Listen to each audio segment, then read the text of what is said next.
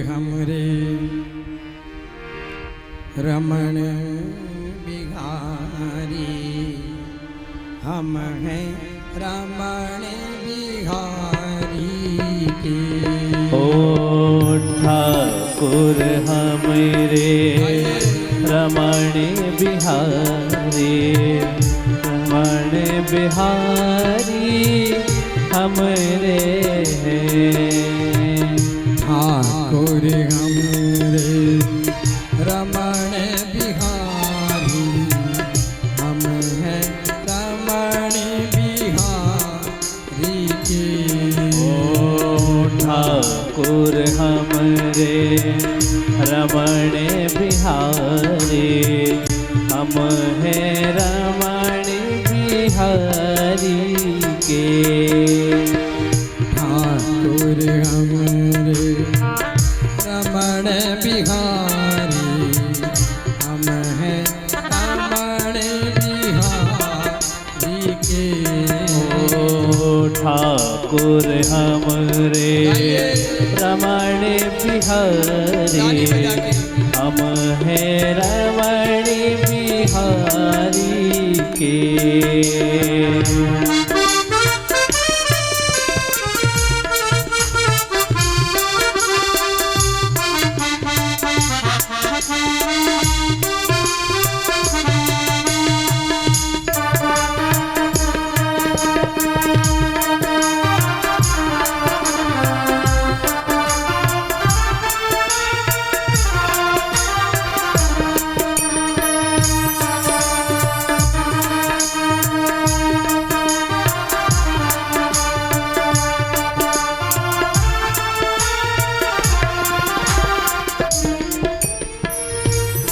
घर तुलसी ठाकुर सेवा, घर घर तुलसी ठाकुर सेवा, घर घर तुलसी ठाकुर सेवा।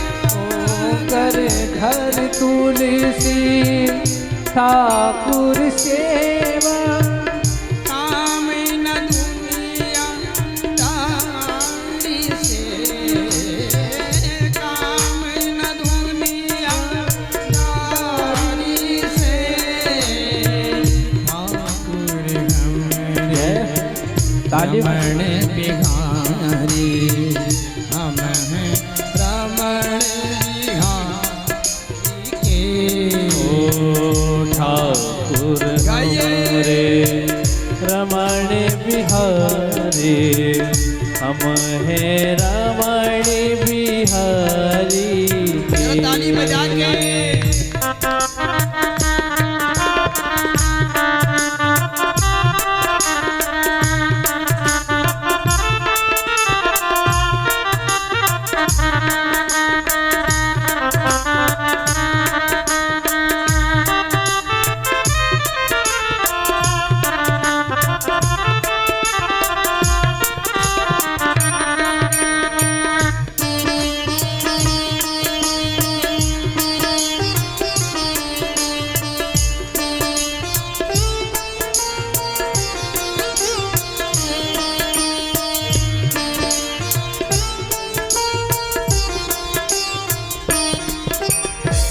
संत की सेवा धर्म हमारा, संत की सेवा धर्म हमारा, संत की सेवा धर्म हमारा। ओ संत की सेवा धर्म हमारा। और न दुनियादारी से, और न दुनिया दारी से। ठाकुर हमरे रमण बिहारी, हम हैं रमण बिहारी के। ओ ठाकुर हमरे रमण बिहारी, हम हैं रमण बिहारी के। हम हैं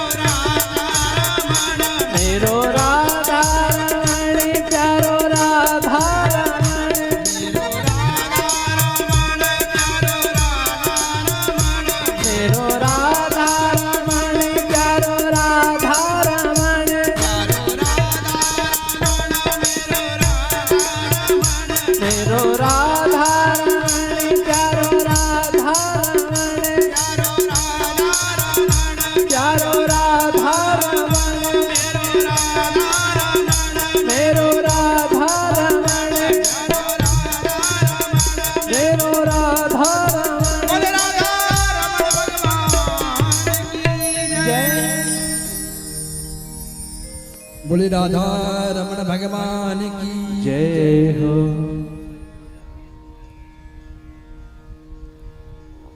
आइए बंधुओं, कथा की भागीरथी में प्रवेश करते हैं। बोले श्रीमद् भागवत महापुराण की जय हो। पितृ देवताओं की जय हो। स्थान देवताओं की जय। बंधुओं,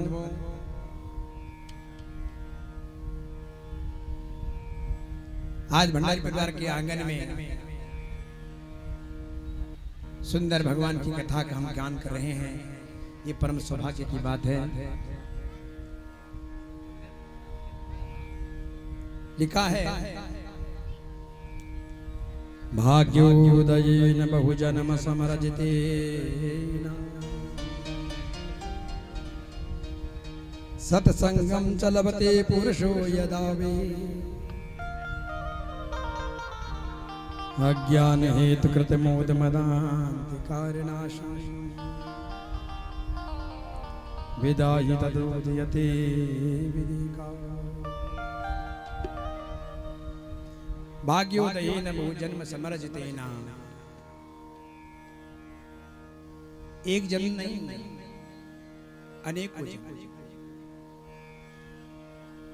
अनेकों जन्म के जब पुण्य उदय होते हैं तब हमारे जीवन में भागवत आती है, तब भगवान की कथा आती है, तब भगवान की कथा श्रवण करने का हमें अवसर प्रदान होता है। अनेकों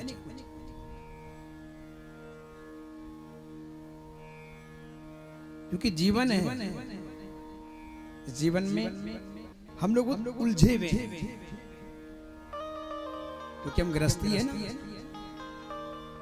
बहुत काम है, परिवार है, बच्चे पालने, घर गृहस्थी के अनेक कार्य हैं। लेकिन इन कार्यों को करते हुए भी आप भगवान के प्रति आपकी निष्ठा है तो आप बहुत भाग्यशाली हैं। आपने अपने जीवन का कुछ समय निकाला है भगवान के प्रति, तो मेरी माताओं, मेरे बंधुओं, बहुत भाग्यशाली हैं आप भंडारी परिवार, जिनके आंगन में साक्षात आज भागवत जी विराजमान है। तो इस कथा को बड़ी सद्भावना से आपने श्रवण करना है। प्रेम से बोलेंगे राधे राधे, जोर से बोलेंगे राधे राधे, राधे राधे। राधे राधे बोलने की आदत डालने मेरी माताओं, मेरे बंधु।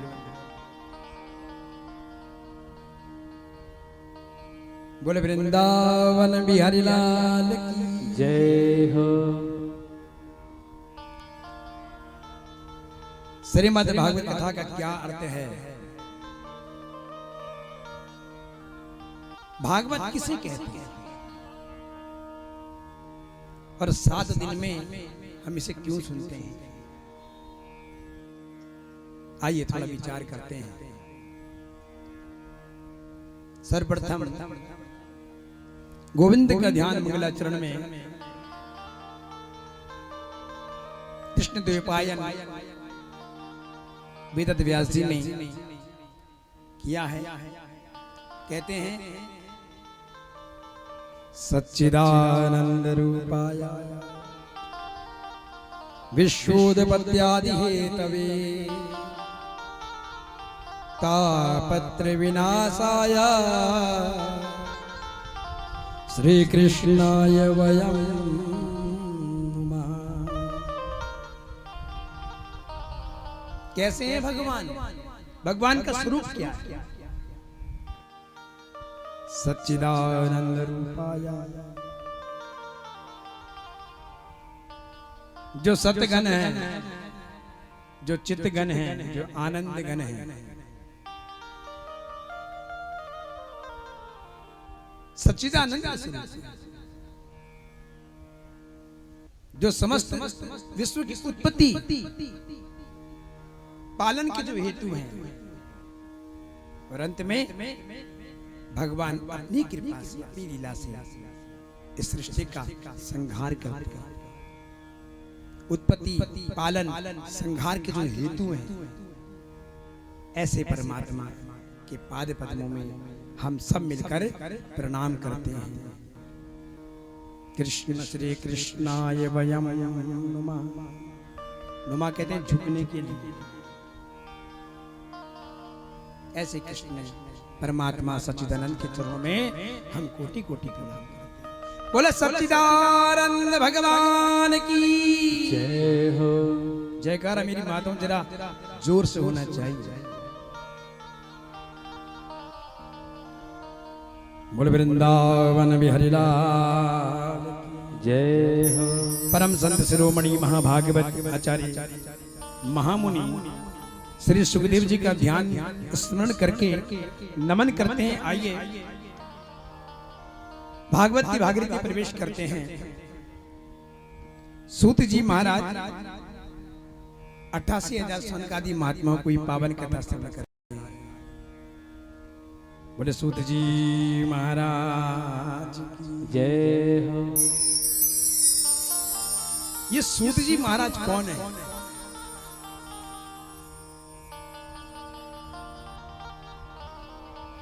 इनके पिता का नाम है लोमहर्षण। एक बार की बात है, जब महाभारत का युद्ध हुआ, उस युद्ध को बलराम जी ने लड़ा, क्योंकि दुर्योधन बलराम जी का प्रिय शिष्य था और पांडव बलराम जी की बुआ के लड़के, तो दोनों और संबंधित थे। इस कारण बलराम जी ने बहुत चाहा कि महाभारत का युद्ध ना हो, लेकिन युद्ध जब प्रारंभ हो गया तो बलराम जी को लगा कि मुझे नहीं रहना चाहिए। बलराम जी चल दिए प्रभात क्षेत्र में, तीर्थों में चले गए। तीर्थों का भ्रमण करते करते जब बलराम जी प्रभात क्षेत्र में आए तो वहां पर लोमहर्षण जी महाराज भगवान की कथा सुना रहे थे। तो व्यास गद्दी का नियम है मेरी माताओं मेरे बंधुओं, व्यास पीठ में यदि कोई बालक बैठा है आपका, यदि कोई छोटा बच्चा ही बैठा है, तो भगवान के समान वंदनीय होता है, पूजनीय होता है। ये गुरु गद्दी है। फिर वहां पे वक्ता की आयु नहीं देखी जाती, वो नारायण स्वरूप होता है।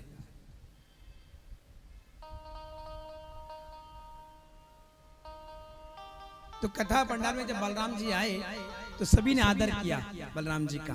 भगवान के बड़े भाई हैं, भगवान शेष नारायण के अवतार हैं, तो सभी ने अभिवादन किया, उठ करके प्रणाम किया।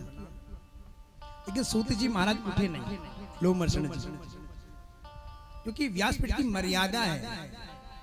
चाहे कितना भी प्रतिष्ठित व्यक्ति पंडाल में आ जाए, व्यास जी को नहीं उठना। कुछ मर्यादा है, कुछ नियम है। तो सभी ने वंदन किया, अभिवादन किया, लेकिन सूत जी महाराज नहीं उठे। बस इस कारण बलराम जी को अपना अपमान लगा, उन्होंने तुरंत खड़क निकाला और सूत जी का सिर धड़ से अलग कर रखा। इस कृत्य से ब्राह्मणों ने बड़ी निंदा करी। अरे भगवान के बड़े भाई होकर के आप ऐसा कृत्य करते हैं, आपको लज्जा आनी चाहिए। न जाने क्या क्या कहा होगा। तब बलराम जी को आत्मग्लानि हुई कि मुझसे बहुत बड़ा अपराध हो गया, ब्रह्म हत्या मेरे पे लग गई है। इसका प्रायश्चित कैसे हो? तब बलराम जी ने लोमहर्षण के पुत्र, उनके जो पुत्र थे सूत जी महाराज, उनको उनके पिता की जो शेष आयु थी वो प्रदान करी अपने दिव्य शक्ति से, और जितना ज्ञान था वो छोटे से बालक सूत को दिया है। ये वही सूत जी महाराज हैं जिसने आगे चलकर 18 पुराणों का वाचन किया, सनकादि महात्माओं को कथा सुनाई। हर कथा में सुनते हैं ना, एक दानमी सारणी ऋषिया सनकादया। ये वही सूत जी महाराज है मेरी माताओं मेरे बंधुओं। बोले सूत जी महाराज की जय हो। तो आज सूत जी महाराज 88,000 महात्माओं को कथा सुना रहे हैं और सभी का प्रतिनिधित्व कौन कर रहे हैं? सौनक जी महाराज। ये सौनक जी कौन है? जो सौनक आदि महात्मा है, जो ब्राह्मण वहां बैठे हैं, ये छोटे मोटे महात्मा नहीं है। जैसे आप कथा सुन रहे हैं ना, ऐसे ही नैमिषारण्य की भूमि में एक से बढ़कर एक महात्मा बैठे कथा श्रवण करने के लिए। लेकिन कैसे बैठे हैं? जैसे कुछ आता नहीं,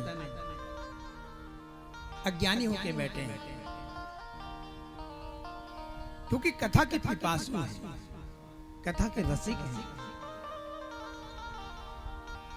प्रातः काल संध्या आदि कर्म करते हैं, अग्निहोत्र कर्म करते हैं, अपना नित्य कर्म करके जो भी समय बच जाता है, ऐसे समय में सौनकादि महात्मा कथा श्रवण करते हैं। और इतने दीर्घ आयु वाले महात्मा की लंबी लंबी आयु वाले महात्मा है कि जिनके जीवन में न जाने कितनी बार, एक बार नहीं कितनी बार चतुर्युगी बीत चुकी है। 4 युग होते हैं ना, सतयुग, त्रेता युग, द्वापर युग और कलयुग के 4 युग बतलाएगा। ये चक्र चल रहा है। पहले सतयुग आया था, फिर त्रेता आया, फिर द्वापर आया, अब कलयुग आया। अब कलयुग का जब अंत होगा, इसके बाद फिर सतयुग आएगा। ये चक्र चल रहा है। न जाने कितनी बार कलयुग आ चुका है, न जाने कितनी बार द्वापर आ चुका है, त्रेता आ चुका है। ये चक्र चलता रहता है, समाप्त नहीं होता। तो सौनकादि महात्माओं के जीवन में न जाने कितनी बार चतुर्युगी बीत चुकी है, एक बार नहीं अनेकों बार। इतनी लंबी लंबी आयु वाले महात्मा आज विराजमान है नैमिषारण्य की पावन भूमि में कथा श्रवण। बोले सौनकादि महात्माओं, इतने प्रेम पूर्वक कथा को श्रवण कर रहे हैं। ज्ञानवान मनस्वी हैं, संत हैं, ऐसे महात्मा आज कथा श्रवण कर रहे हैं। बंधुओं, और कहां कर रहे हैं? नैमिषारण्य की पावन भूमि। नैमिषारण्य की भूमि का निर्माण कैसे हुआ? तो बताते हैं। एक बार महात्माओं के मन में जिज्ञासा हुई कि 1000 वर्ष का हम सत्संग करें, लेकिन कहां करें? ऐसा कोई स्थान मिले कहीं? तो जब स्थान नहीं मिला, तब सभी महात्मा बैकुंठ गए। तो भगवान नारायण के चरणों में प्रणाम करके अपने मन की बात कही। प्रभु, 1000 वर्ष का सत्संग करना चाहते हैं, लेकिन कहां करें? कोई स्थान उपयुक्त नहीं हो रहा है। भगवान कहते हैं, ये सनकादियों, ये महात्माओं, तुम्हारे मन में बड़ा उत्तम विचार है। तब भगवान ने एक चक्र का निर्माण किया, जिस चक्र का नाम था मनुमय, और कहा कि ये संतों, महात्माओं, जिस स्थान में जाके, जिस अरण्य में जाके ये चक्र मूर्छित हो जाए, समझना वही स्थान आपके भजन के लिए उपयुक्त हो। सारे महात्मा चले हैं आगे आगे। नारायण नारायण श्रीमन नारायण, नारायण नारायण नारायण श्रीमन नारायण, नारायण नारायण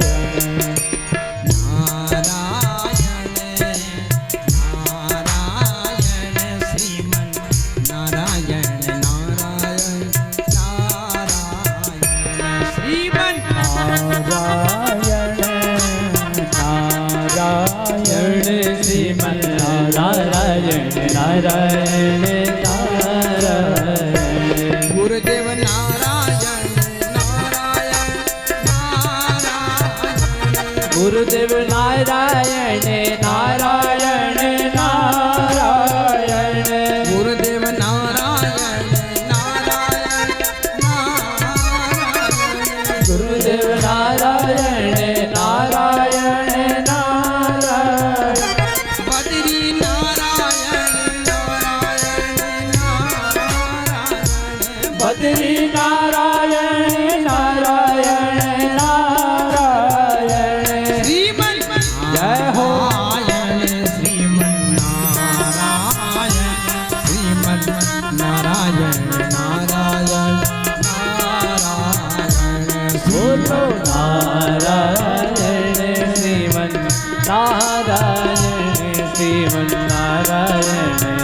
नारायण नारायण। सारे महात्मा भजन करते करते चल रहे हैं, चक्र आगे आगे चल रहा है।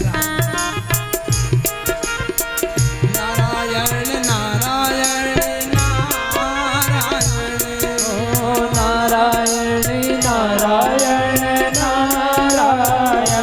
श्रीमन नारायण श्रीमन नारायण भगवन नारायण नारायण नारायण।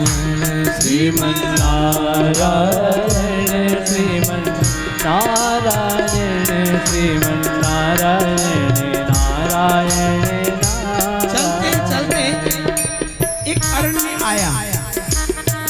बस उस अरण्य में जाके वो चक्र मूर्छित हो गया। मूर्छित होके वो चक्र भूमि पर गिर गया। बोल नारायण भगवान की जय हो।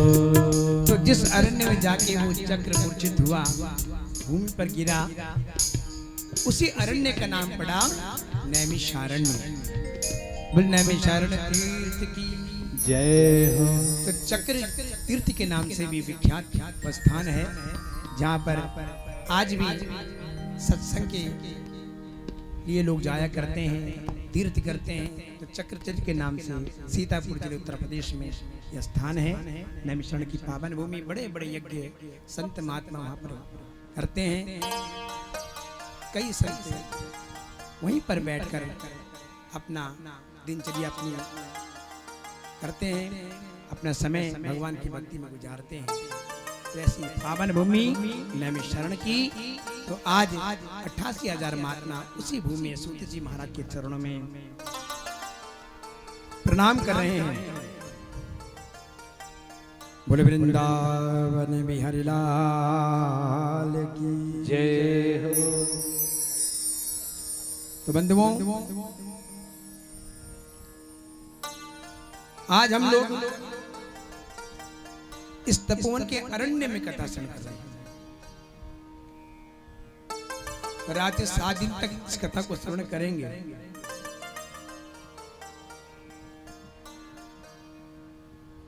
बोले वृंदावन बिहारी लाल की जय हो। इसका नाम भागवत क्यों पड़ा? इस ग्रंथ का नाम भागवत क्यों पड़ा? क्या कारण है?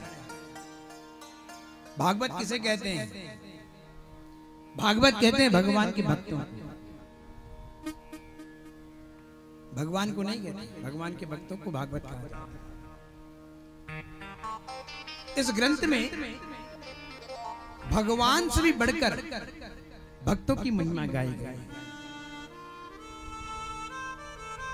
अब आप कहेंगे कि भैया आप करें भक्तों की महिमा। इस ग्रंथ में तो कृष्ण कथाएं हैं, नंद के आनंद भयो जय कन्हैया लाल। भगवान की कथा तो है, भगवान तो आज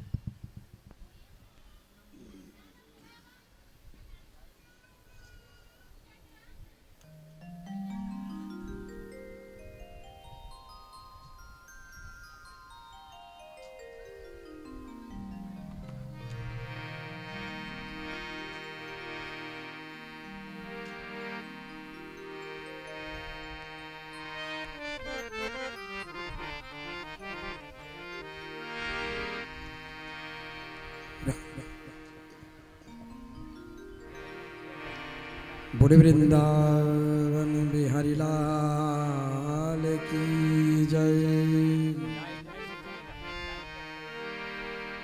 श्री राधा रमण भगवान की जय हो। तो आइए बंधुओं,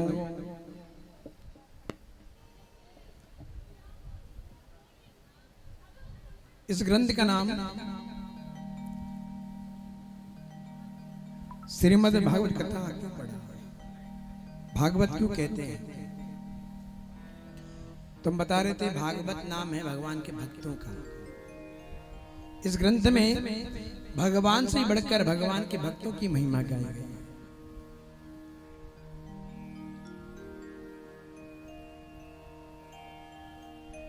यदि इस ग्रंथ में केवल भगवान की महिमा होती तो इसका नाम भागवत नहीं होता, क्योंकि भगवान कहते हैं भगवत और भागवत कहते हैं भगवान को, भगवान के भक्तों को। भगवत कहते हैं भगवान को और भागवत कहते हैं भगवान के भक्तों को। तो यही कारण है इसका नाम भगवत नहीं, इसका नाम भागवत है, क्योंकि इस ग्रंथ में भगवान से बढ़कर भगवान के भक्तों की महिमा गाई गई है। बोले भागवत महापुराण की जय। ऐसा दुर्लभ ये ग्रंथ है, ये कोई किताब नहीं, पोथी नहीं है, स्वयं भगवान है। बोले द्वारिका नाथ भगवान की जय। ये ऐसा पावन ग्रंथ है, ऐसा दुर्लभ ग्रंथ है, ये कभी कभी देवताओं को दुर्लभ हो जाता है, स्वर्ग में नहीं है। हम तो बड़े भाग्यशाली हैं कि धराधाम में इस ग्रंथ, ये ग्रंथ बड़ी सुलभता से प्राप्त हो जाता है। जगह जगह कथाएं हो रही हैं, है ना? इस स्वर्ग में नहीं है कथा, इस धराधाम में ही सुलभ है। बोले भागवत भगवान जय। प्रेम से बोलेंगे राधे राधे, राधे जोर से बोलेंगे राधे राधे, राधे राधे राधे। तो कहते हैं कभी कभी देवताओं को भी दुर्लभ हो जाता है। एक दृष्टांत में बतलाते हैं व्यास जी महाराज कि जिसमें सुग्रीव महामुनि राजा परीक्षित को कथा श्रवण करा रहे थे। राजा परीक्षित को मृत्यु का भय उत्पन्न हुआ,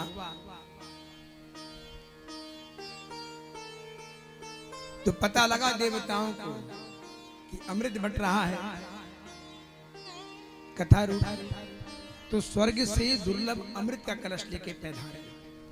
सुखदेव जी के चरणों में प्रणाम किया, महाराज ये अमृत है, स्वर्ग का दुर्लभ है, और 14 रत्नों में सबसे मुख्य यही रत्न था जो आज हम आपकी सेवा में उपस्थित हुए। से लेकर के हम चाहते कि राजा परीक्षित को आप इसको इस अमृत का पान करवा दें, और बदले में जो आप कथा सुना रहे हैं राजा परीक्षित को, वो कथा आप हमें सुना दीजिए।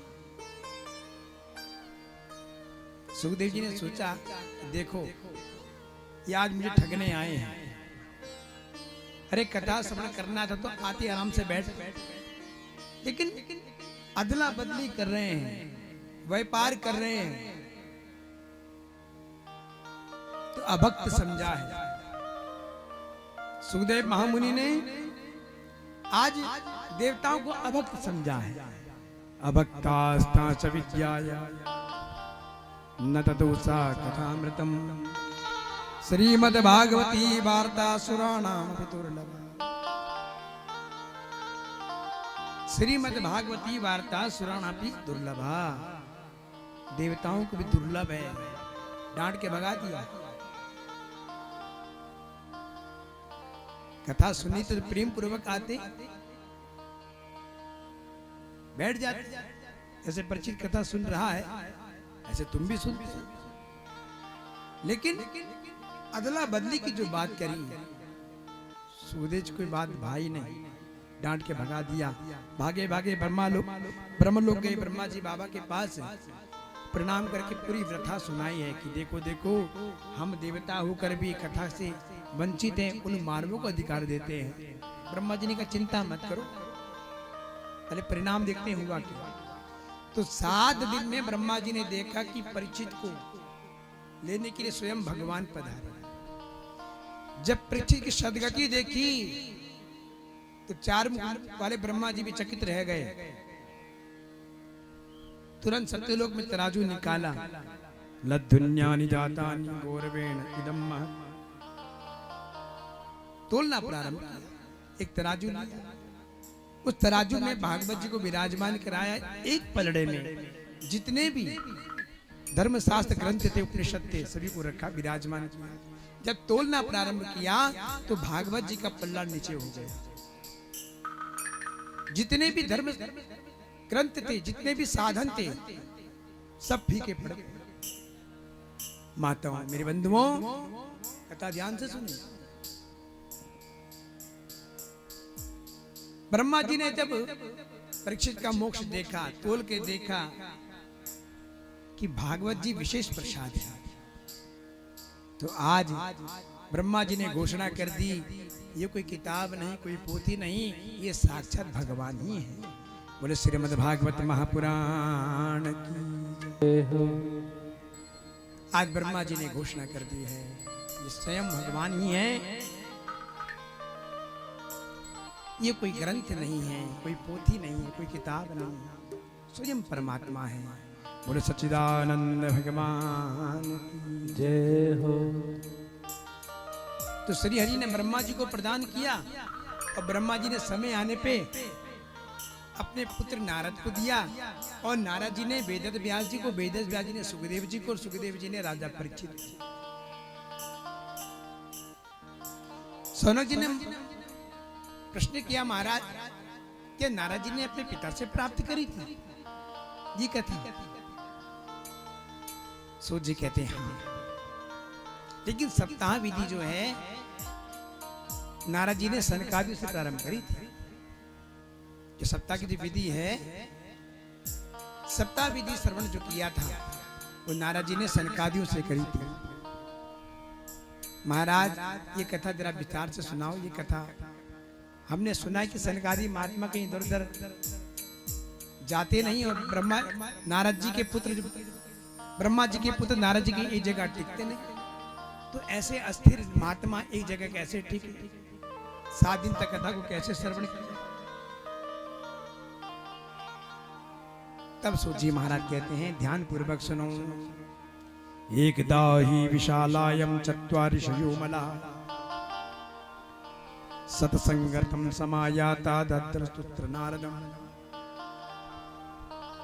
एकदा ही विशालायम, विशालापुरी कहते हैं बद्रीनाथ धाम के लिए। उत्तराखंड में ही भगवान विराजमान है। बोले बद्री विशाल भगवान की जय तो हो। चारों भाई बद्रीनाथ की पावन भूमि में विचरण कर रहे हैं, घूम रहे हैं। किमर्थम, क्यों, क्या कारण है? कहते सत्संग के लिए, भगवान के भजन के लिए सनकादिक महात्मा आज विचरण कर रहे हैं पावन भूमि बद्रीनाथ, भू वैकुंठ। और कथा कितनी रसिक है कि प्रतिदिन कथा सुनते हैं। ऐसे पिसाब पिपासु हैं, ऐसे जिज्ञासु हैं, ऐसे भगवत रसिक हैं सनकादिक महात्मा। बोले सनकादि महात्माओं की जय हो। तो क्या देखते हैं कि आज नारद बाबा कुछ जल्दी में जा रहे हैं बद्रीनाथ की पावन भूमि में। आवाज लगाई, अरे नारद बाबा रुको रुको। सनकादियों को लगा नारद जी जा रहे हैं। आज नारद जी मिल गए। नारद जी को देख के बड़े प्रसन्न हुए कि नारद जी मिल गए, आज कोई कथा सुनने को मिलेगी। चारों जब नारद जी को देखा, आवाज लगाई, नारद जी रुक, नारद जी के पास गए। नारद जी को क्या देखते हैं, नारद जी कैसे हैं? नारद जी मुंह लटकाए और जल्दीबाजी में कहीं भाग रहे हैं। पूछा, अरे नारद जी क्या हुआ, इतनी जल्दी में कहां जा रहे हो? कहां आपका सिद्धांत है? कथम ब्रह्मन् दीन मुखा कुतश्चिंता तुरो भवान। आप किस चिंता में हो?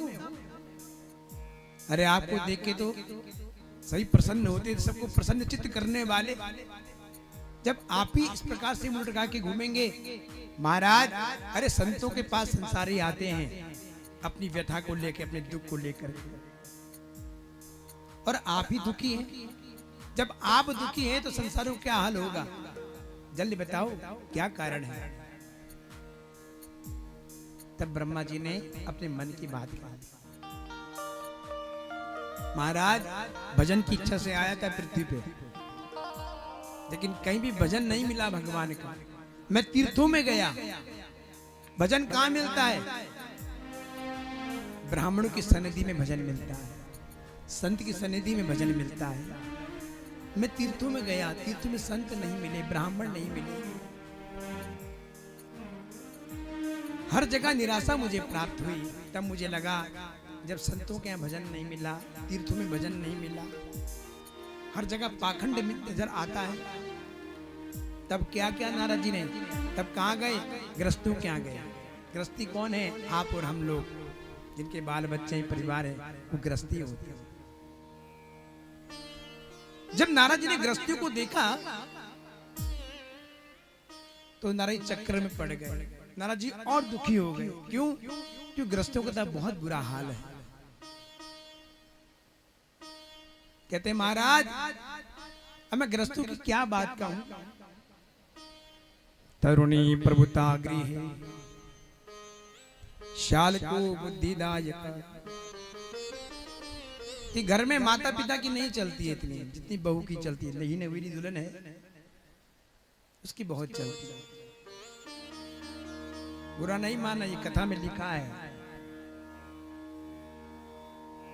कि माता पिता के पास वो अधिकार नहीं रहा। जब तक तिजोरी की चाबी माता पिता के हाथ में है तब तक माता पिता का, सास ससुर का बहुत सम्मान है। और जहां सर्वाधिकार गृहिणी को मिल गया फिर माता पिता का सम्मान नहीं है। ये हर घर में हो रहा है, हर घर में कलह मचा हुआ है। शाल को बुद्धिदायक, यदि घर में कोई कार्य होता है ना तो माता पिता की सलाह नहीं, विचार विमर्श नहीं किया जाता। माता पिता से, बड़े भाई से, भाइयों से किसको बुलाया जाता है? शाल को बुद्धिदायक, साले साहब को बुलाया जाता है। महाराज हमारे घर में ये कार्य हो रहा है, आप अपनी राय दें, अपना विचार रखें, कैसे होगा ये कार्य। और लोभ की प्रकाष्ठा इतनी बढ़ गई है कि कन्या का विक्रय होने लगा है, कन्याओं को बेचा जा रहा है।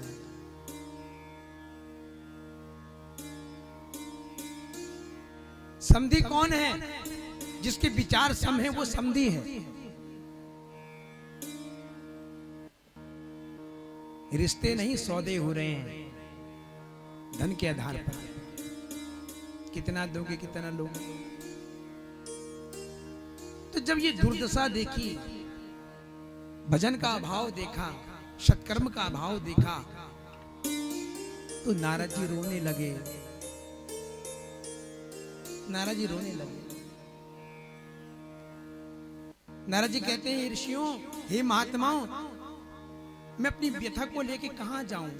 फिर मैं कहां गया? मुझे ध्यान आया वृंदावन का। तब नारद जी वृंदावन गए। बोले वृंदावन धाम जय। नारद जी वृंदावन गए। वृंदावन में रमण रीति में नारद जी ने स्नान किया जमुना जी में।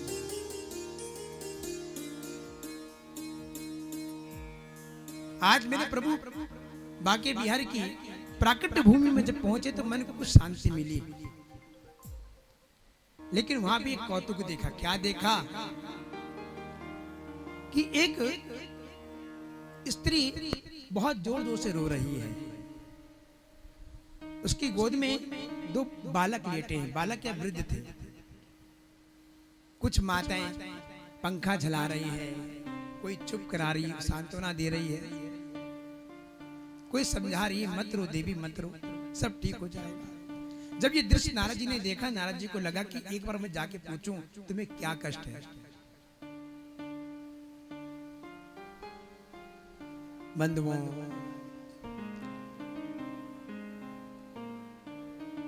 नारद जी जाने लगे। नारद जी भी पीछे हट गए। अरे माताओं का स्वभाव होता है, कभी रोती है कभी हंसती है। और कहीं कह दिया ये बाबा तू यहाँ क्यों आ रहा है? तो नारद जी ने मन में सोचा कि चलो कोई बात नहीं। नारद जी जाने लगे, तभी उस स्त्री ने आवाज लगाई, ए नारद जी कहाँ जाते हो? अरे आज मेरा सौभाग्य है, नारद जी का दर्शन हुआ है, आप जैसे संतों का दर्शन हुआ है। संतों का दर्शन कभी व्यर्थ नहीं जाता है। आपका दर्शन मुझे हुआ, मेरा सौभाग्य है, कृपया आके मेरे कष्ट को दूर करो। नारद जी फिर पास आए। नारद जी कहते हैं, जब मुझे बुलाया देवी ने, तब मैं देवी के पास में गया। मैंने पूछा, देवी तुम कौन हो? उस देवी ने कहा, अहम भक्ति रीति ख्याता इमो में तनयो मतो ज्ञान वैराग्य नामानो काल योगी नजर जरो। महाराज मेरा नाम भक्ति है।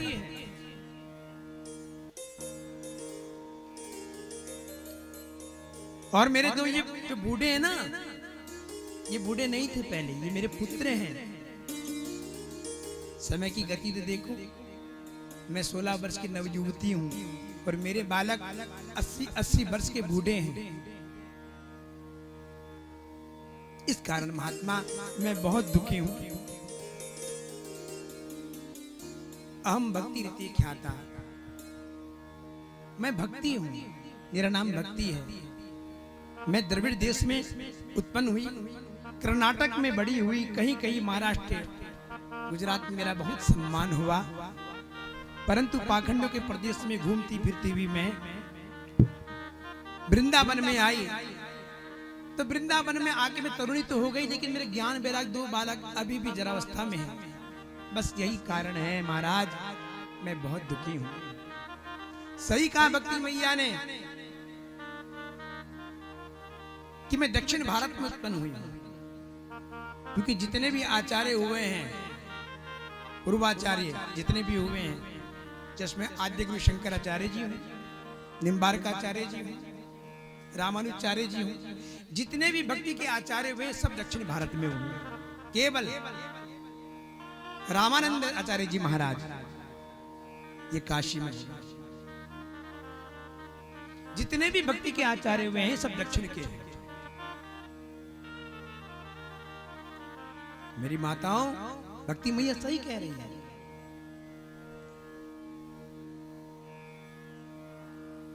तब नारद जी ने देखा, अरे अरे अरे, भक्ति मैया कहती, नारद जी आपका दर्शन व्यर्थ नहीं जाता है। अरे आपका दर्शन पाके 5 वर्ष का बालक ध्रुव आज उत्तर दिशा में चमक रहे हैं। 5 वर्ष की अवस्था में ध्रुव जी ने भगवान को प्राप्त किया है। आपने ऐसा मंत्र दिया। 5 वर्ष का बालक प्रहलाद, उस पर भी आपने कृपा करी। जब 5 वर्ष के नन्हे नन्हे बालक पर आपने कृपा करी, हे ब्रह्मा जी के पुत्र नारद जी, क्या मेरे बालक पे कृपा नहीं करेंगे?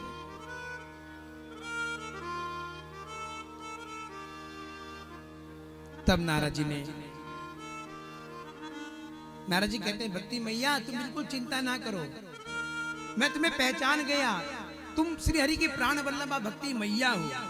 अरे जिनके हृदय में भक्ति होती है, फिर भगवान वहां अपना घर बना लेते हैं, फिर भगवान वहां रहते हैं।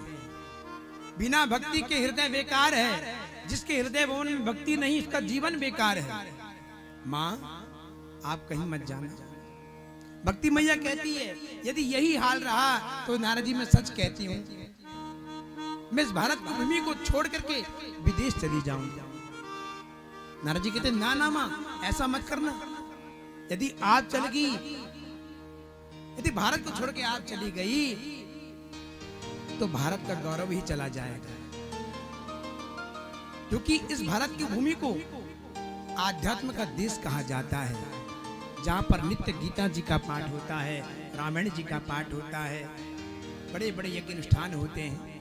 माँ आपके नाम से ही इसको आध्यात्मिक देश कहा जाता है। यदि आप ही चली गई तो भारत खोखला हो जाएगा। आप चिंता ना करें माँ, हम नारद ब्रह्मा जी के पुत्र, मैं वचन देता हूं माँ, यदि ज्ञान वैराग को मैं तरुण ना कर दूं, आपकी पुनर्स्थापना कर दूं, तो मैं ब्रह्मा का पुत्र नारद श्री हरि का दास ना कहलाऊं। ऐसी भीषण प्रतिज्ञा करी। तब नारद जी ने उद्यम किया। क्या उद्यम किया? ज्ञान वैराग जो अचेत अवस्था में लेटे थे, उनके कानों में जाके गीता जी का पाठ किया, उपनिषदों का पाठ किया, चारों वेदों का पाठ किया। थोड़ी चेतना तो आई।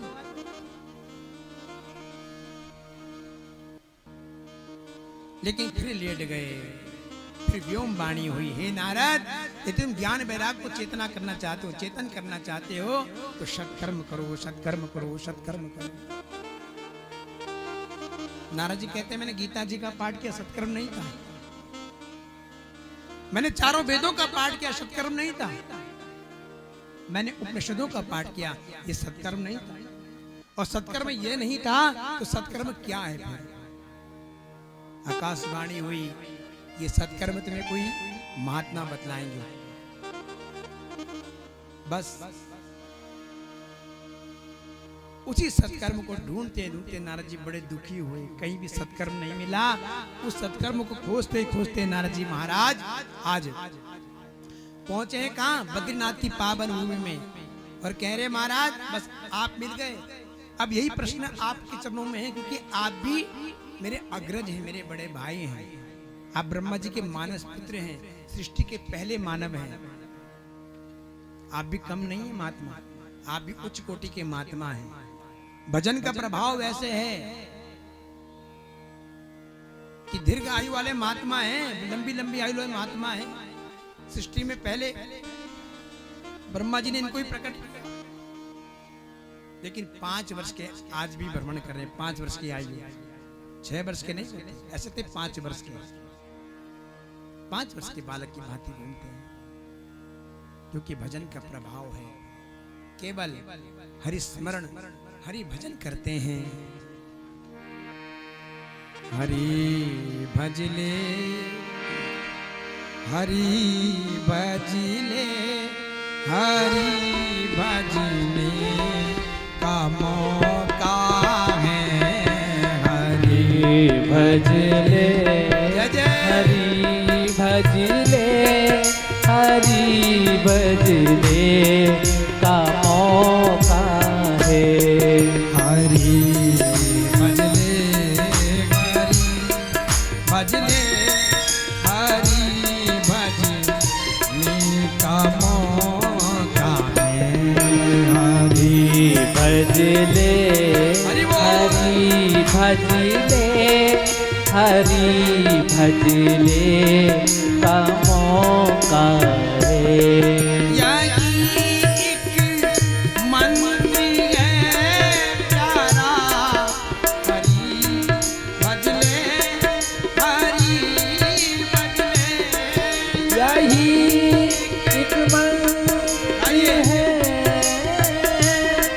हरि भजले, हरि भजले। यही एक मंदिर है प्यारा, हरि भजले, हरि भजले। यही एक मंदिर है, जय जय हरि भजले, हरि और भजले। लगा लो प्रेम से नारा, हरि भजले, हरि भजले। लगा लो प्रेम से नारा, हरि भजले, हरि भजले। हरि शरणम, हरि शरणम, हरि शरणम, हरि शरणम। हरि शरणं, हरि शरणं, हरि शरणं, हरि शरणं। हरि शरणम, हरि शरणम, हरि शरणं, हरि हरि शरणं। शरणम।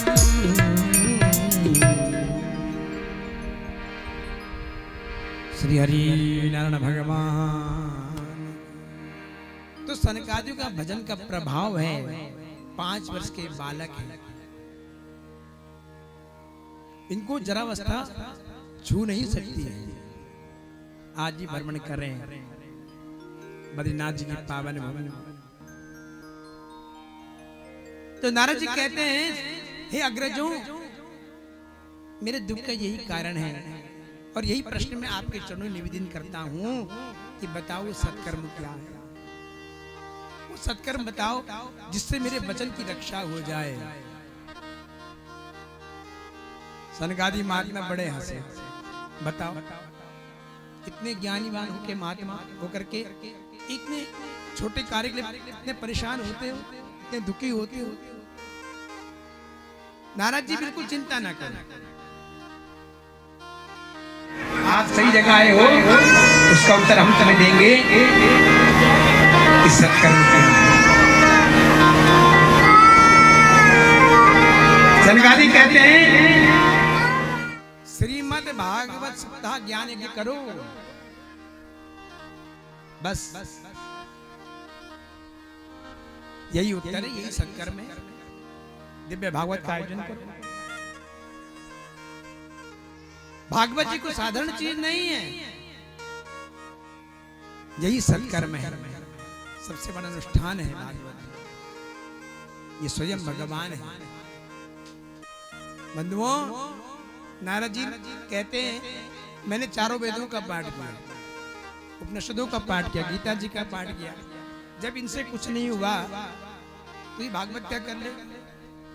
तो सनकादियों ने डांटा है नारद जी को। ब्रह्मा जी के पुत्र होकर के, भगवान के भक्त होकर के, और भागवत जी पे शंका। डांटा। तुमने कहा कि मैंने वेदों का पाठ किया। अरे वेद रूपी कल्प वृक्ष का पका हुआ ही फल भागवत है। अनेक दृष्टांत दिए नारद जी ने, सनकादि नारद जी को।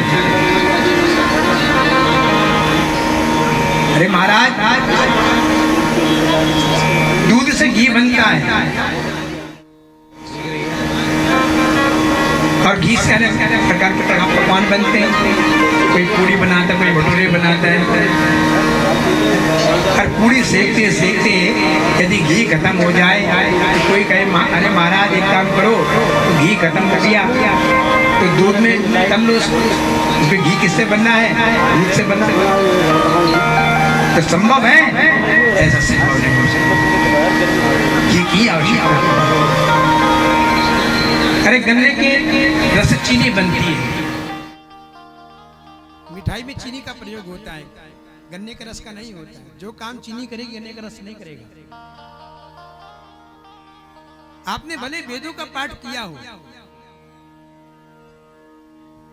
लेकिन जो काम भागवत जी करेगी वो वेद नहीं करेगी, कि वेद रूपी कल्प वृक्ष का पका हुआ फल ही भागवत है। कोई कहेगा भैया आम, अब आम का मौसम चला है, आम का सीजन है, वो आम आ रहे हैं। कोई विचार करे कि जब आम में इतना रस है, आम इतना रसीला है, इसका वृक्ष कितना रसीला होगा। कोई आम छोड़ के वृक्ष को चबाए तो वो रस आएगा? नहीं आएगा। जो काम आम करेगा वो वृक्ष नहीं करेगा। इसलिए नारद जी, यदि ज्ञान वैराग्य की कष्ट की निवृत्ति चाहते हो तो भाग। तब नारद जी ने कहा, जब आप जैसे मेरे अग्रज भगवान की कृपा से उपस्थित हुए मेरे सामने, तो आप ही कृपा करो। तब हरिद्वार के आनंद तट नामक घाट में सनकादियों ने कथा प्रारंभ करी। अब वहां पे व्यास आसन नहीं था, बालू रेत इकट्ठी करी हरिद्वार में, रेत इकट्ठी करके और चारों भाइयों को विराजमान करा है। और जजमान कौन है? जजमान है नारद जी। बंधुओं, कथा प्रारंभ हो गई। जब कथा प्रारंभ हुई तो कथा की जो चारों दिशाओं में खबर फैल गई, कथा होने जा रही है। ब्रह्मलोक से ब्रह्मा जी आए हैं, विष्णु लोक से विष्णु जी आए हैं।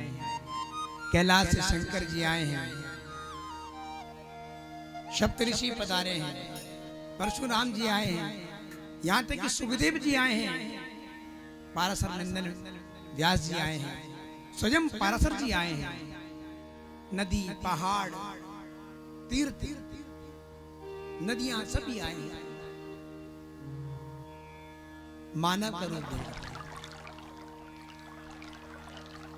सभी कथा श्रवण कर रहे हैं। आज कथा की महिमा गाई, तो कथा की महिमा का जब गान कर रहे थे तो आज 3 आसन लगाए अलग से, एक भक्ति रानी के लिए और ज्ञान वैराग के लिए। तो कथा की जब महिमा गा रहे थे, कथा की से महिमा का अभी कथा शुरू नहीं करी, केवल कथा की महिमा गाई। तो उसी समय उस सभा में भक्ति मैया प्रकट हो गई। बोले भक्ति मैया की जय हो। बोले वृंदावन बिहारी लाल की जय हो। आज भक्ति मैया का प्रकट हुआ। नारद जी ने देखा भक्ति मैया, अभी कथा प्रारंभ नहीं, कथा केवल महिमा सुनकर के ज्ञान वैराग के साथ में भक्ति मैया प्रकट हो गई। बोले भक्ति महारानी की जय हो। भक्ति सुतो तो तरुणो गृहीत्वा, भक्ति सुतो तो तरुणो गृहीत्वा, प्रेमेक रूपा सहसा विरासी। भक्ति सुतो तो गृहीत्वा, प्रेमेक रूपा सहसा विरासी।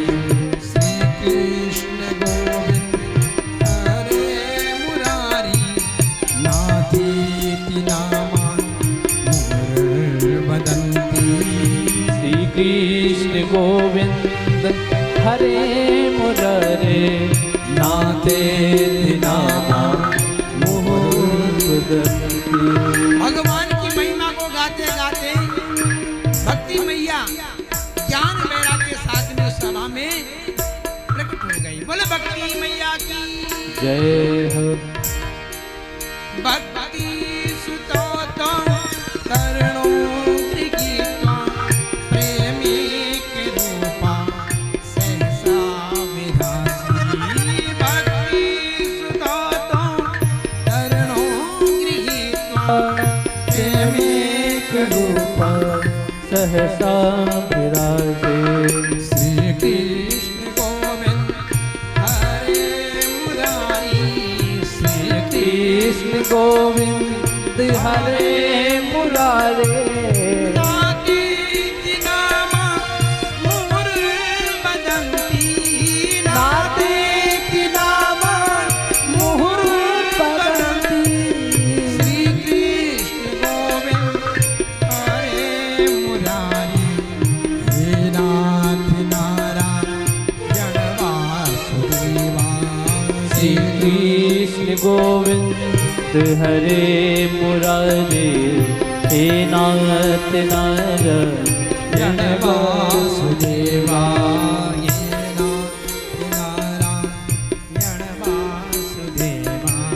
हे नाथ नारायण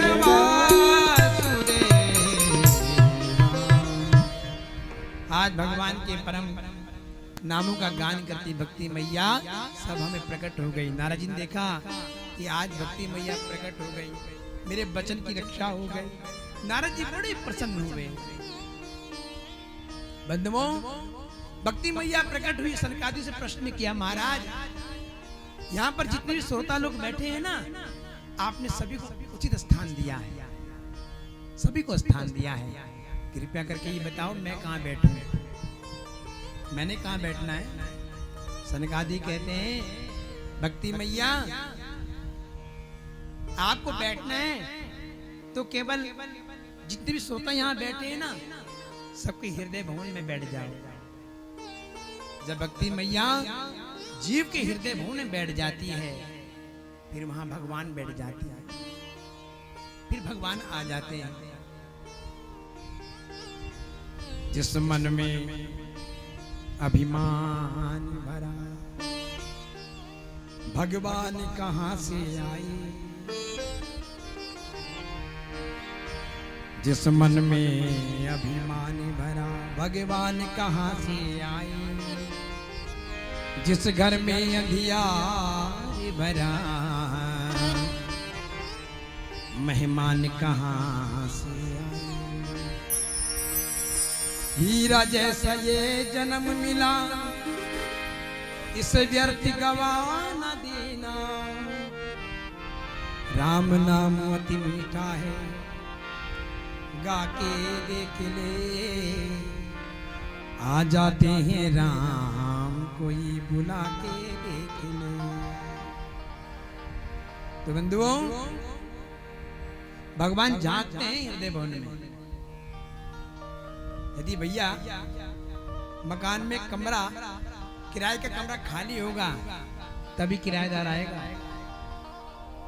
किराएदार वाले देखते हैं कमरा खाली है कि नहीं। कमरा खाली होगा तो 4 किराएदार आएंगे, पूछेंगे भैया कमरा खाली है।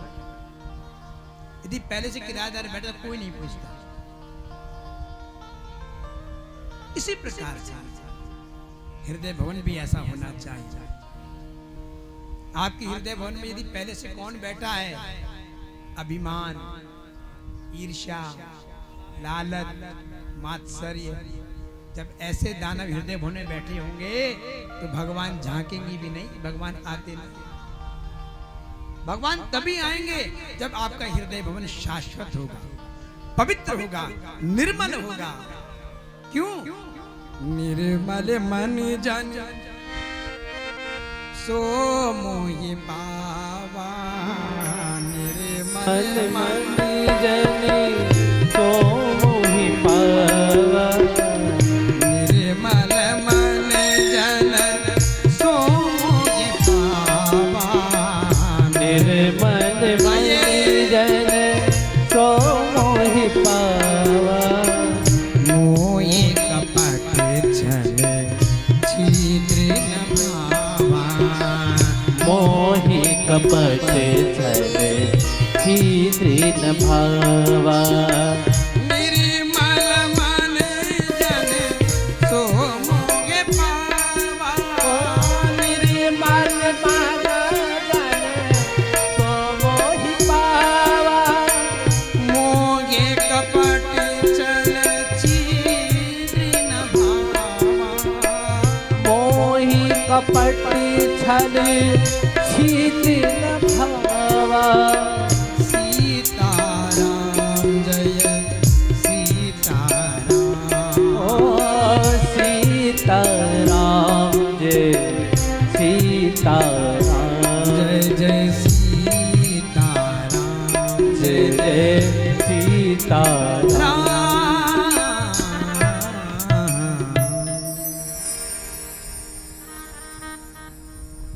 तो सनकादि कहते हैं, भक्ति मैया जितने भी श्रोता समुदाय यहाँ बैठा है ना, आप सभी के हृदय भवन में विराजमान हो जाओ।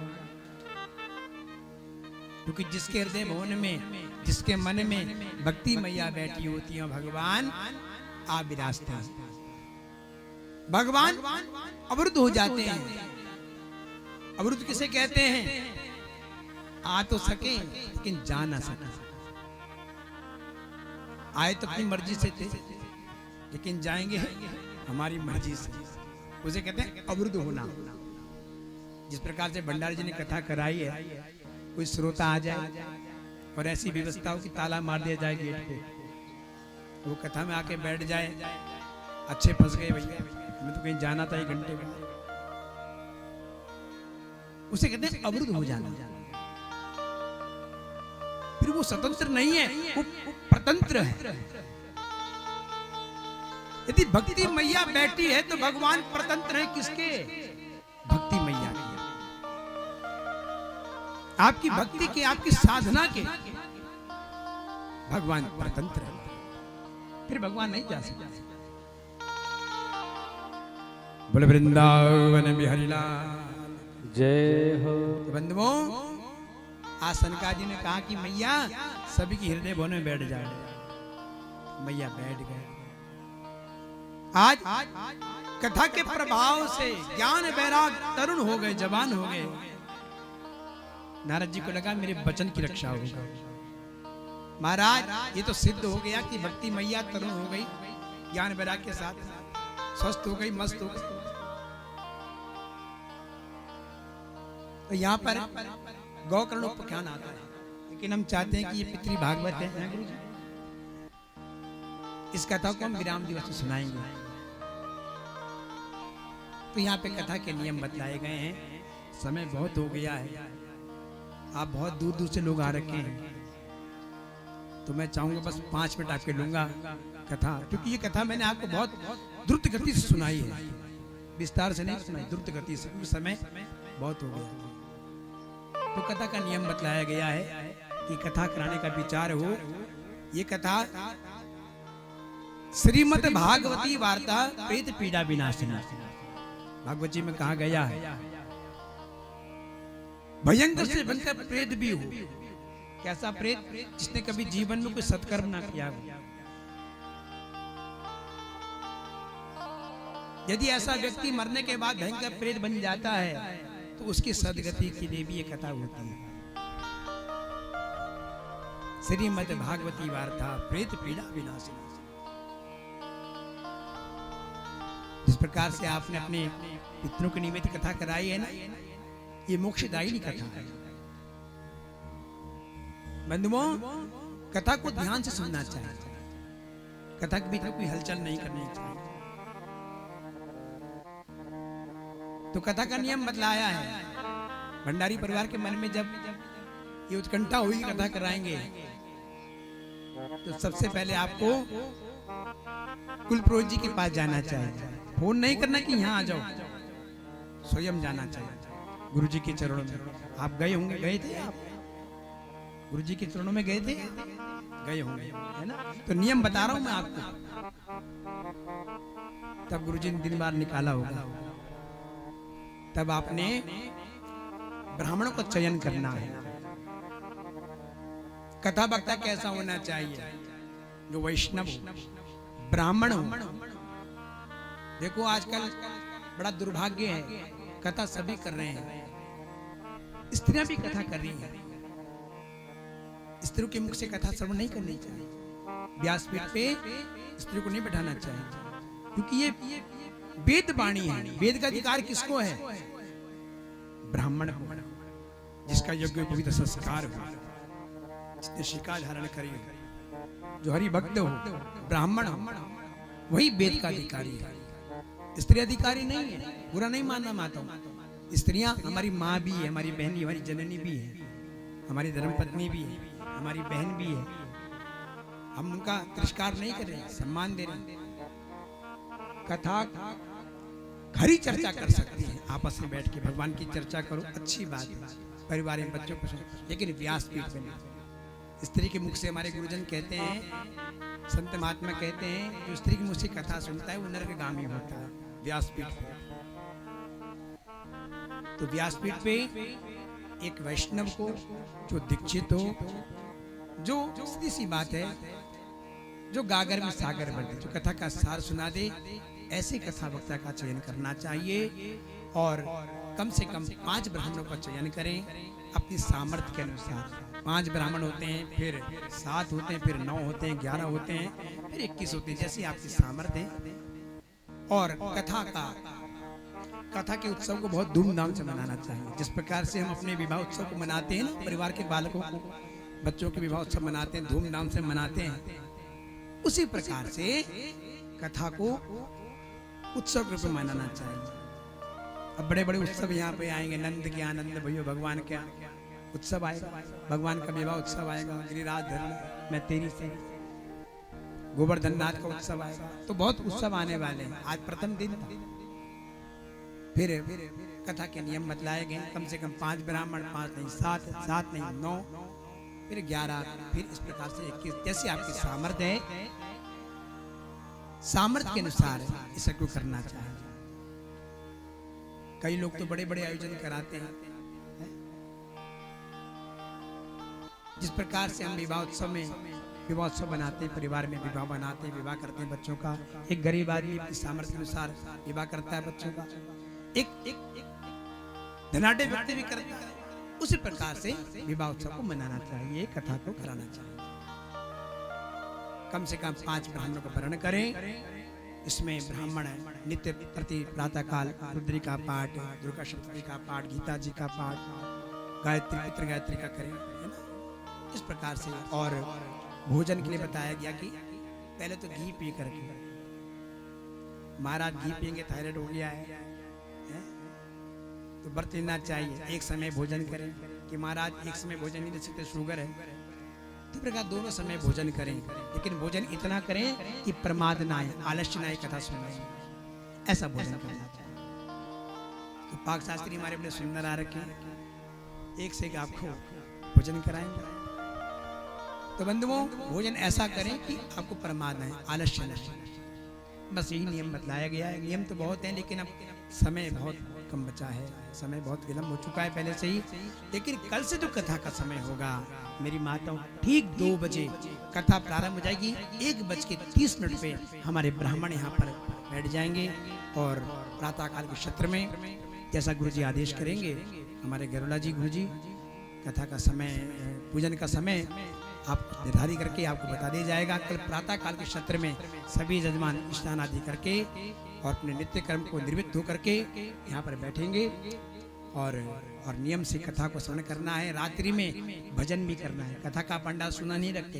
और सभी यजमान परिवार भूमि पे शयन करें, ये संभवतः हो तो भूमि पे शयन करें, ऐसा नियम बतलाया जाता है यजमान परिवार। और ये ब्राह्मण आपके गुरु हैं, आपके जीवन में अवसर आया है ब्राह्मणों की सेवा करना। भगवान कहते हैं मैं स्वाहाकार से इतना प्रसन्न नहीं होता हूं जितना ब्राह्मण की सेवा यदि आप करते हैं। तो ऐसा अवसर आया मेरी माताओं, तो सभी ब्राह्मणों के प्रातःकाल के चरण से स्पर्श करने हैं। गुरुजी प्रणाम, आपको कोई कष्ट तो नहीं है, कोई परेशानी तो नहीं है, ब्राह्मणों की खूब सेवा करनी है। 7 दिन तक मेरी माताओं अपने मुख से कोई ऐसा शब्द निकल जाए जिससे ब्राह्मण का अपमान हो जाए, अपनी वाणी को भी संभाल के, क्योंकि ब्राह्मण यदि नाराज हो गया तो सब कुछ खत्म हो जाता है। बुरा नहीं मानना मेरी माताओं, ये नियम बता रहा हूं मैं आपको, है ना। तो ब्राह्मणों का खूब सम्मान करना है, अपने हाथ से ब्राह्मणों को भोजन कराना है, अपने हाथ से ब्राह्मणों के वस्त्र धुलने हैं, खूब ब्राह्मण सेवा करें। ब्राह्मण प्रसन्न है तो आपके पितृ प्रसन्न है। हम तो आए आपके पितरों को प्रसन्न करने के लिए, अपने पितरों के उद्धार के लिए। और कथा बहुत ध्यान से सुने, श्रद्धा से सुने। कथा सुनते हैं तो मन कहीं और नहीं भटकाना है, इतना पैसा आपने लगाया है इसलिए कथा के लिए। कथा मात्रिक जीवना, अपने जीवन को केवल कथामय बनाना है। तो आइए मेरी माताओं, आज की कथा को यहीं विराम देंगे, लेकिन कल पुनः ठीक 2 बजे इस कथा को हम पुनः प्रारंभ करेंगे। तो आइए, अब भजन नहीं गाएंगे, उस समय नहीं रहा है, सीधा आरती होगी। बोले वृंदावन बिहारी लाल की जय, राधा कृष्ण भगवान की जय, आज के मधुरमानंद की जय। नमः पार्वती पते हर हर महादेव शंभो। आइए हमारे सभी यजमान परिवार खड़े उठ जाएं, सभी लोग आरती में सहयोग करेंगे। और जो मुख्य यजमान हैं आप लोग आगे जाकर आरती में सहयोग करेंगे। मुख्य यजमान जी जहां पर भी हो आरती के लिए आ जाओ आप लोग। हेलो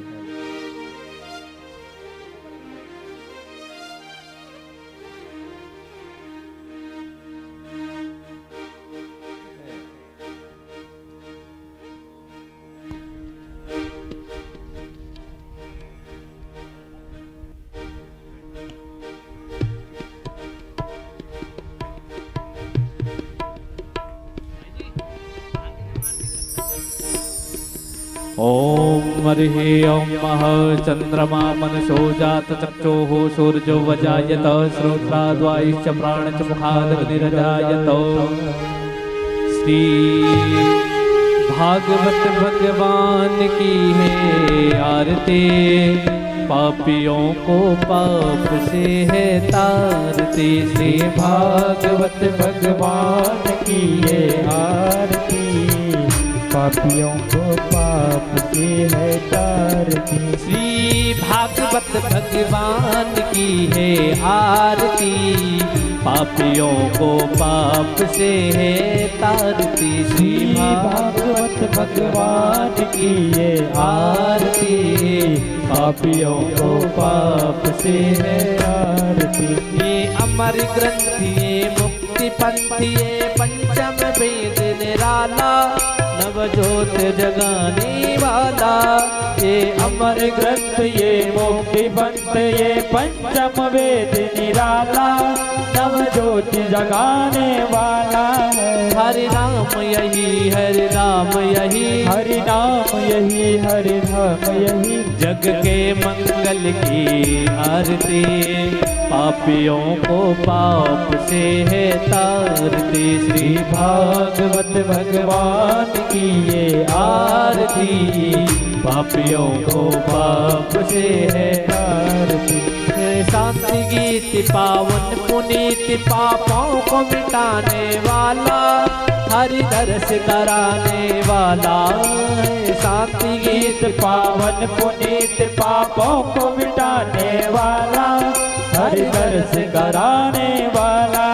ये सुख करनी ये दुख हरनी, ये सुख करनी ये दुख हरनी। श्री मधुसूदन की आरती, पापियों को पाप से है तारती। श्री भागवत भगवान की ये आरती, पापियों को पाप से है तारती। ये मधुर बोल सतपंथी खोल सतमार्ग बताने वाला, बिगड़ी को बनाने वाला।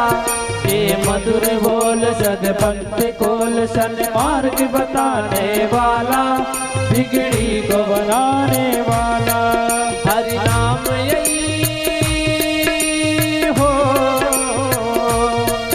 हरि नाम यही हरि नाम यही, हरि नाम यही हरि नाम यही, जग के मंगल की आरती, पापियों को पाप से है तारती। श्री भागवत भगवान की ये आरती, पापियों को पाप से है तारती। श्री भागवत भगवान की है आरती, पापियों को पाप से है तारती। श्री भागवत भगवान की ये आरती, पापियों को पाप से है तारती। ओ कर्पूर गौरम करुणावतारम, संसार सारम भुजगेन्द्रहारम, सदा वसन्तं हृदयारविन्दे भवं भवानी सेतं नमामि। त्वमेव माता च पिता त्वमेव, त्वमेव बन्धु च सखा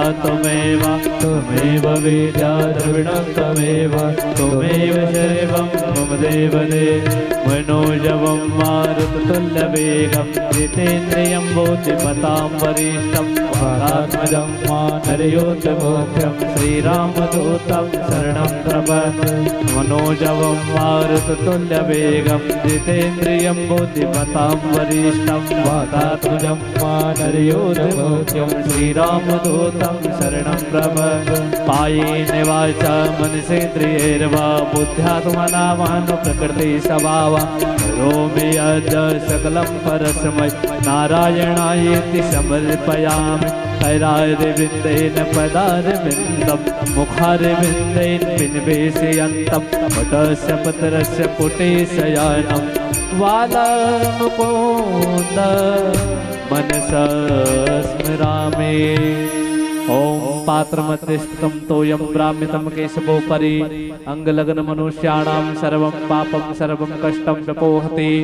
ओम जगनेन जगन्मये जन्त देवास्तानि धर्माणि प्रथमान्यासन्।